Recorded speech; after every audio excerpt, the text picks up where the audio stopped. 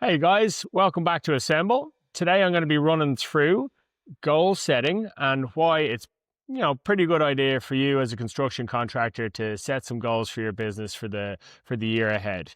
Now I'm recording this in January, but there's no reason to say that in the middle of March you couldn't down tools, or at the beginning of September you can't take stock, plan out for the year ahead for the next 12 months or whatever the time frame you decide is going to work for you guys.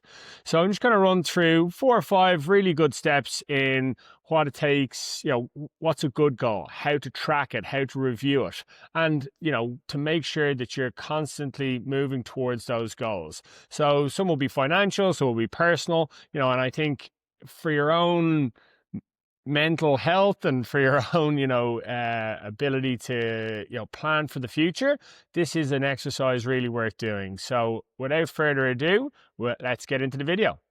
So as a first step, why do most goals fail? Now, this isn't specific to construction contractors. It's relatable across sports, business, construction, you name it. Most goals fail because they're not specific. At the start of the year, you might sit down and say, I want to make more money. That's great, it's obvious, but there's no steps towards an end goal. So maybe the end goal might be, I want to increase my profit by 10%. That's really measurable, and you've got a pass-fail there straight away. So every month when you review that, you can go back and check, am I getting closer to that? So, and I think, this is definitely specific to construction contractors, but no one has a problem with working hard. A lot of guys are flat out working, but just because you're busy doesn't mean that, you're going to be profitable at the end of the day. So in this video, what we're going to talk about is putting in place systems to measure. Yes, I'm busy, but is it on the right work? Am I doing the right things? Am I moving towards my goal every week, month, quarter, year? So that's what we're going to be running through now. And I think what we'll aim to do is make sure that by the end of the video, you've got some really deliverable objectives that you can track and measure at the end of the year. So why does goal setting matter in construction? Well, for a multitude of reasons, but because construction can be quite unpredictable, you've got things like weather delays, your cost of materials can increase substantially over the course of a quarter. And then you've got your customers, who are often very much the spanner in the works, changing things last minute and expecting it to come free of charge, things like that. So when you implement goals, you've got decision-making filters, and you can then say, well, is this bringing me closer to my goal? Yes or no. And at that point, you'll find yourself being able to, I suppose, address jobs and say, that job will keep me busy for the next couple of weeks, but it's actually going to be a larger headache and it won't get me towards that goal that we've put in place for the year. So you'll be able to, with those decision filters, turn down work that's not suitable for you and get more work that's going to help your business grow. So a system that I've implemented into my own life and into my own business, into Assemble, is kind of breaking it into 4 buckets. You've got your financial goals, your operational goals, your personal goals, which are as important as any of the above, and then your growth goals. So where do you want your company to go? Maybe you're happy where it is, but maybe you want to grow it, bring on more guys, whatever it might be. So they're the 4 buckets that I break it down into. So if we start with the first one, the financial goals, like, again, I gave the example earlier, I want to make more money. Not really a goal. I want to increase my profit by 10% per job. That's a goal that's measurable and attainable. Your operational goals, so fewer overruns, fewer time delays, less admin, so these are kind of good things that you can look to implement, and again, can be tracked and see if you're doing good on them or not. Now, your personal goals, so does that mean you're getting home every night at 5, 6 o'clock? Does that mean you're doing less work on the weekends? And what do you need for that to be, I suppose, a reality? Is that better systems that you need to implement? Do you need to implement a marketing solution, for example, to help you promote your business? Do you need to implement job management software, good takeoff software with Assemble, takeoffs and estimating? And then what are your growth goals for the next 12 months? So is that hiring a new carpenter? Is that hiring an apprentice? Is that getting more profitable jobs, bigger jobs, more commercial jobs, whatever feels right for your company? So once you go through those 4 headings, and you can jot down, what I'd always recommend is jotting down just a brain dump.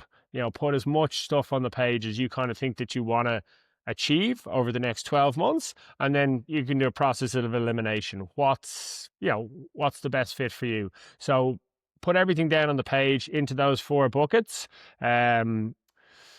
financial, operational, personal, and growth and capabilities within your organization. And then you can whittle them down, and we can make sure that we've got a really tight set of objectives that we can go about executing on. So creating SMART goals, I suppose the first part of that is it needs to be specific. Again, to less stress, better jobs. What does that mean? Nothing. So to make a SMART goal, you might say, I'm going to increase my profit margin. I've already said that. I'm going to implement a new system to help me better run my jobs. Again, I'll plug Assemble here. If you were pricing 2 jobs a week, or maybe it's 4 jobs a month, 1 job a week, and you're using a takeoff tool to do that, you're using an estimate template to do that, and you're able to submit really tidy estimates to various clients and various prospects, and increasing your outreach, and at the same time winning more better work. So maybe there's your first goal: 4 quotes per month. How do I do that? And you can work backwards from there. So a good question to ask yourself is, can I measure it? Can I influence it weekly, monthly? And would it matter if it didn't happen? So ask yourself those questions, and then you can understand, is that a good goal? So let's take the example, 1 job a week. Can I measure that? Yes, I can. Can I influence it? Of course. How do I do that? I've got to go out. I've got to put my name out there. I need to meet new leads. I need to, get referrals from current customers. And then would it matter if it didn't happen? Of course it would. You wouldn't get any jobs. So, that's a good, measurable and attainable goal. I suppose another thing to take into consideration is there's no sense in setting ridiculous goals. I want to build a new bridge. Who's going to hire you to do that? Are you qualified to do it? So just make sure you're stretching yourself. If you're hitting your goal every week with ease, you're probably not going far enough.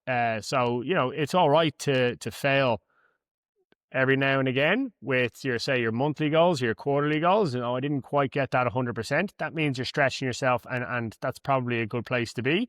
If you're cruising, and every day and every week and every month, when you're looking back on it, you're thinking, 100% all the time, you're not stretching yourself enough. So definitely take that into consideration as well.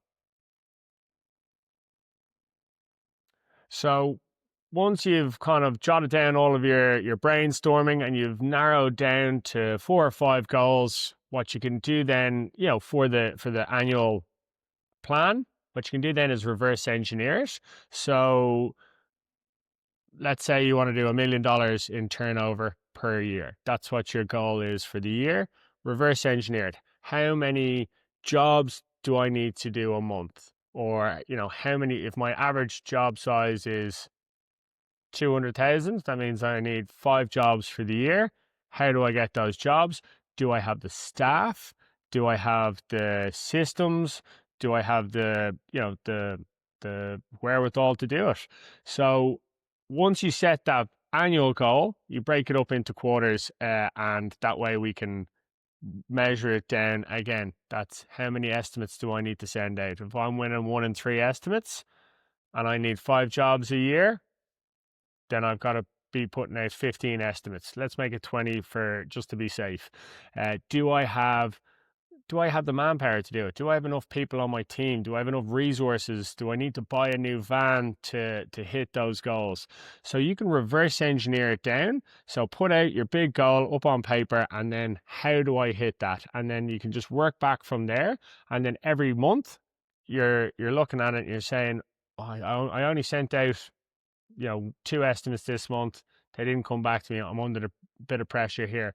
And what will happen is when you write these goals down and when you reverse engineer it, subconsciously, you're working in the background. Your brain is working in the background. You're thinking, well, it's Friday, got it down tools, but actually, do you know what? If I'm going to hit my goals this week, I'd better just log on to Assemble, do a quick takeoff and shoot that off and make sure I seal this next contract, which might not be for a month, might not be for 2 months, but at least, you're tipping away in the background there. And you will subconsciously work towards your goals once you have them set out. So definitely something you can do. And then, once you've got those things written down and you can see it, the fog lifts a little bit.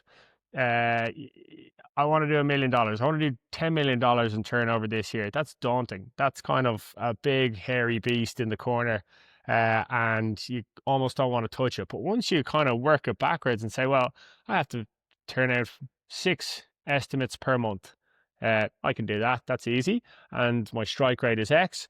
And as well, once you start doing that and saying, well, if I put out 6 estimates and I win 2 jobs, what are the jobs? Why am I winning those 2 jobs? How can I get my strike rate up to 50%? So again, once you start measuring things, the fog lifts, things become a little bit clearer and much less daunting. So definitely one of the benefits of having those goals. So wrapping it up, I think they're covering those in broad strokes. If you wanted to discuss more about it, I'd happily jump on a call with you and run through it. You can log on to assemblepro.com, and in the bottom right corner, there's a chat bot. I'm at the end of that, would you believe it or not? So feel free to jump on and give me a shout, and I can run through it in more detail with you. But to kind of wrap things up and keep it simple, I would 100% recommend writing down, financial goals, operational goals, and personal goals for the year, and then commit to reviewing where you are every month on those three buckets. So 15 minutes a month, and you'd be shocked how much, you will move towards those goals. I love writing it down. I'm still an analog guy, so I write it down and I do a bit of review, but you can do it on your notes in your phone, you can do it on your laptop, put it in a Google Doc. But as long as you're coming back to it every month, reviewing it and thinking, how can I progress better next month on the goals that I've set for myself, you will be surprised how far this is all going. So definitely recommend doing that. So look, I hope you found that in some way helpful. Like and subscribe to the video if you've made it this far. It would be a big help. If you're looking to improve your operational understanding of your estimates and your takeoffs, Assemble Pro is where you're going to find an intuitive system that's designed by builders for builders. So I'd encourage you to jump on the website, sign up, and you'll be going doing your estimates and your takeoffs in minutes. As I said earlier, in the bottom right corner, there's always a person on hand, or we'll come back to you as fast as possible. It might be on a coffee break. But let us know what you think in the comments. If you found that helpful, we'll do a couple more videos. So love your feedback. Have a good year.